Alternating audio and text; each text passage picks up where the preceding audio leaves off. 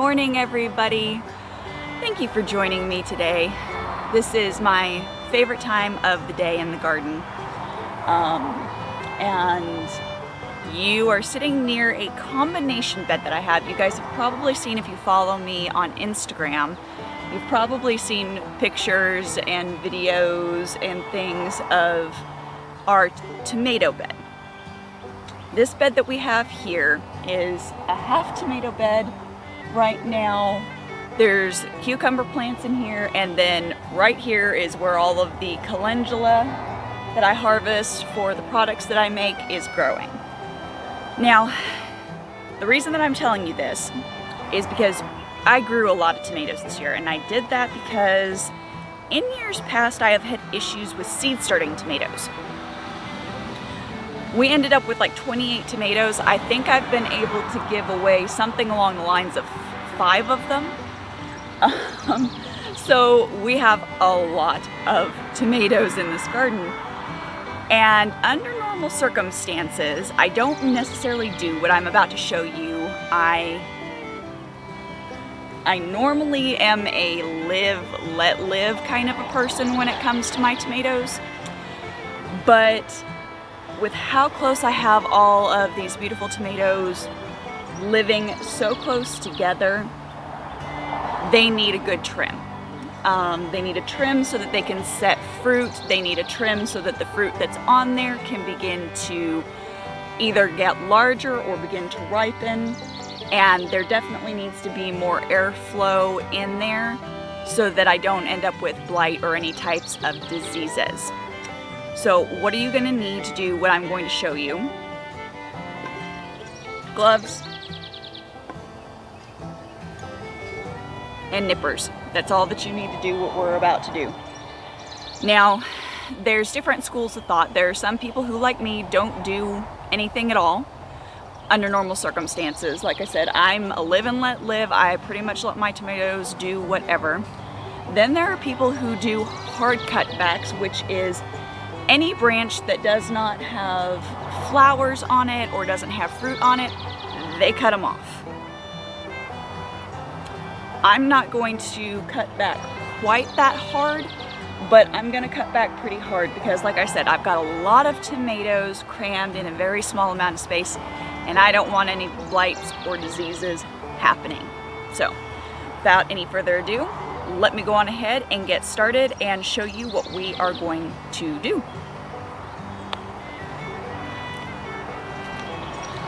Alright, so before I actually get started, I want to show you an example of some of the branches that I'm going to cut off. So right here, we have a really good example right here of 2 problems. Number one, let's see if I can get that out of the way. See this? I should have caught that before it even grew to that size. But between being sick and then trying to get caught up on stuff out here in the garden, the tomatoes have just been on the back burner. Now you can save these guys when they come up, and if you are concerned about your plants dying or that there may be issues, if you've had issues, you can actually root off of this guy, because as you can see, it's trying to set some flowers up here. So what I'm going to do is I'm actually going to go on ahead and cut off this branch down here that is not producing anything. So you are basically going to be trimming branches like this. Now, I'm not going to cut all of these types of branches off of all of my plants in this bed, but I'm going to cut back a pretty good amount of them, like I said, for some air circulation so I don't have diseases or pests and can monitor them a little bit more closely.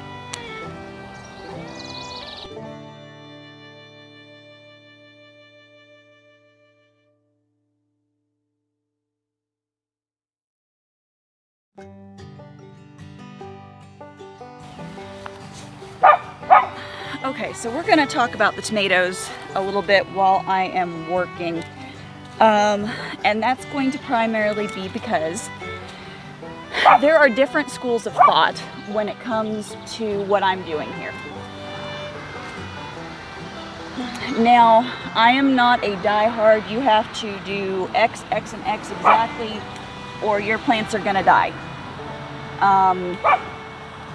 I don't believe that that is accurate, and I don't believe that beginner gardeners should be taught that way. So, that being said, there are two different schools of thought on this. Some people say that, I believe it's indeterminates, should not be cut this way.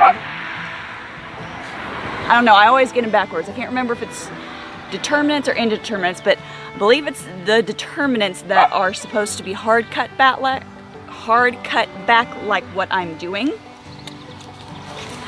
But then there are other people who say no, you shouldn't cut back on them except for at certain times. And the reason that I am cutting back now is actually mostly to do with a caterpillar invasion that we ended up having. So, like, I have friends who do this, but when they do this, they're usually doing this in the spring and they keep all of this clipped back, which, considering I've got a small space that I'm working with and then I have like 23 different tomatoes in here, that probably would have been the wiser course. But after last year, I kind of just wanted to let the garden do what the garden was gonna do, if that makes sense. Excuse me, my dog is barking like a maniac at the neighbor. Well, I should say at the neighbor's dogs because she wants to play. So, anyway, where was I? Oh yeah. Friends in there, they cut back their tomatoes like this in the spring. And the only reason that I've started doing this now is because I've had some caterpillars show up and I have a lot. I've got a lot crammed into a very small amount of space.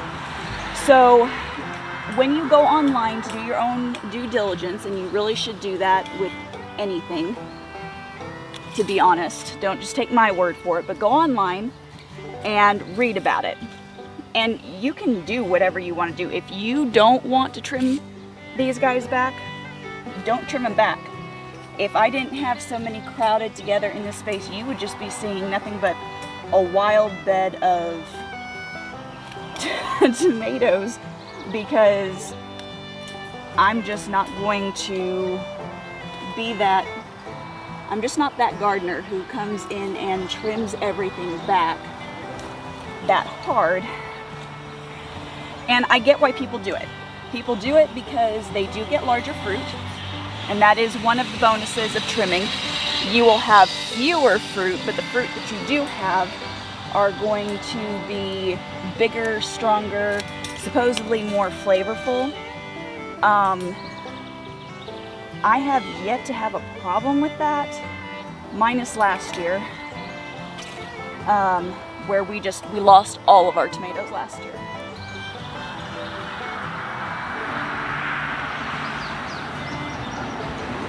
I'm working this hog panel here, and it's a really tight fit for my wrist. She's saying something because I've got pretty tiny wrists. Okay. There's that. So, there's the diehards who want to do it because they want large fruit to set. So if you want your fruit larger, then go on ahead and do it. If you're not necessarily caring, or, well, there's other people who do it because they will actually act as suppliers in the spring, summer for a lot of the local restaurants. So if you're needing to have like a standard size tomatoes, doing a prune like this would be a good idea for you. For the rest of us, however, who are not doing that, you know, if you don't get out here and do it, don't feel any kind of, let me turn you a bit here, any kind of tomato shame, because frankly, I went oh gosh, I want to say I went 5 years without ever trimming a tomato. And then I had one that was just really, really unruly. And my grandmother actually told me that I should, you know, go in and trim the branches like this. And I said, you know, I didn't know you could do that. And she said, yeah, it'll be fine. It'll still live. It's like, okay, cool. So I went in and did it, and voila, it lived. So, you know, there's no, like I said, I'm just not a dogmatic person when it comes to gardening style. Do what works for you and experiment. You know, if you've got the space to do it, try having a plant that you don't trim and try having a plant that you do trim, and just see which one gives you the results that you are after.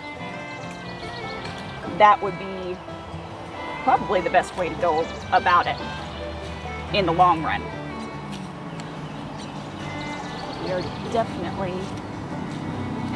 We're definitely getting there with this project today.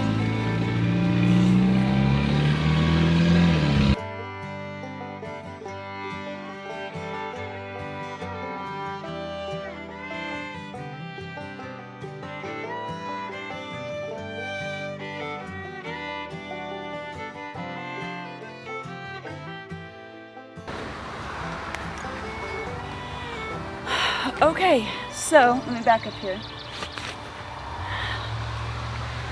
Get out of your way. As you can see, we are much thinner inside. You can actually see down the middle, which is good. And then, believe it or not, down there in the middle, there's a basil plant that hopefully now should be a little bit happier about life. I hope. We've got a lot of basil, so if that one does end up kicking the bucket, I'm not going to be in a world of hurt by any means. But as of right now, I'm very happy with where the trim is. Now, you can come back and do this later. If you see that, oh, this section needs a little bit more airflow, needs a little bit more pruning, you can come back to it. It's not a big deal if you have to do that. So, that's all I've got for you today, guys. Now, as I did mention, you know, there is the difference between determinate and indeterminate. There are some schools of thought that say, no, you don't trim the indeterminate, you trim the determinate. But frankly, even when I was a novice and didn't know the difference between the two, I cut and they came back. And they were perfectly fine, they were perfectly happy. And for the sake of my tomatoes and not having diseases, being able to get in here and take care of pests, because I am an organic gardener, this just makes my life so much easier. So, without any further ado, I'm gonna get off of here. I'm probably gonna go and bop my dog on the head, finish my tea, and I will see you guys on the next one. As always, keep it simple, natural, and essential.